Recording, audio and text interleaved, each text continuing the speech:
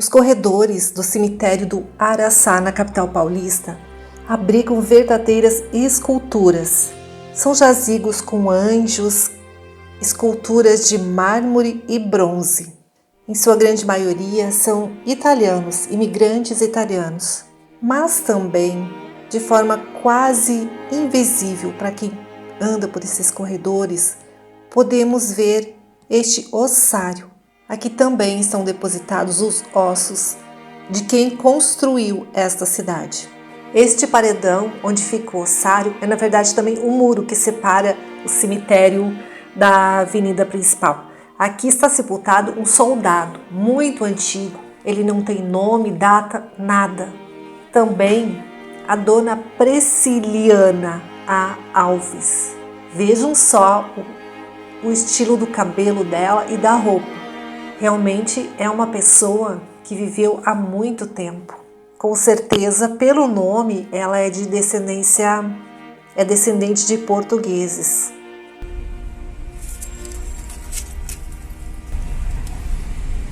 A Maria Gusmões, ela nasceu em 1907, faleceu em 1942. Essa jovem senhora viveu 35 anos apenas. Um pouco mais acima está o Alberto Simi. Ele nasceu no ano de 1900 e faleceu em 1928, com 28 anos. Está escrito aqui: saudades da esposa e filhos. Aqui tem duas fotos que já estão caídas, mas ainda é possível identificar. É um jovem, parece o seu pai. É um jovem militar, Herbert de Oliveira Urbano.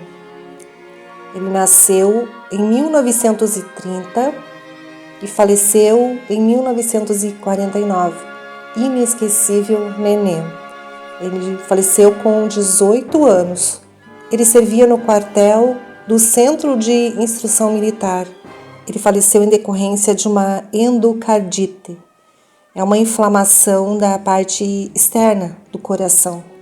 E esta bela jovem é a Maria América d'Agata Parlato. Nasceu em 1906 e faleceu em 1929, aos 23 anos. Pelo sobrenome, ela é uma descendente de família italiana. Ela teve uma filha nascida no ano de 1924.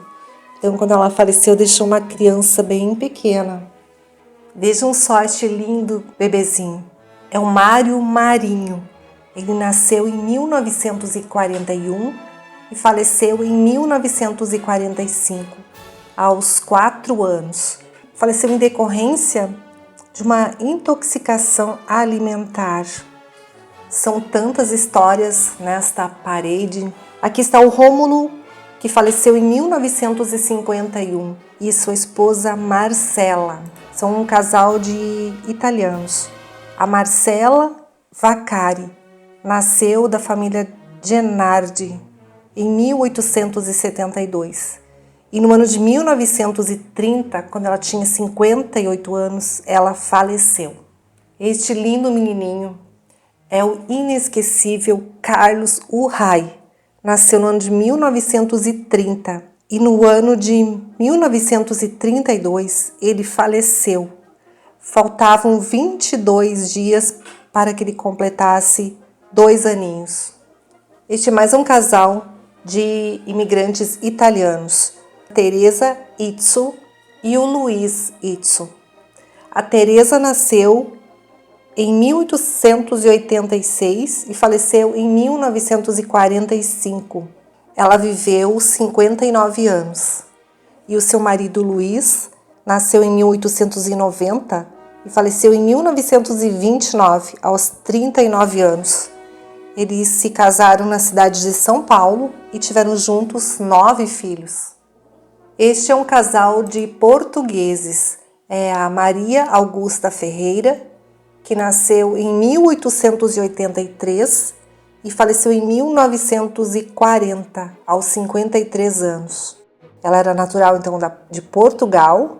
Faleceu em decorrência de problemas em seu pulmão. E o Manuel Ferreira nasceu em 1875 e faleceu em 1952, aos 76 anos.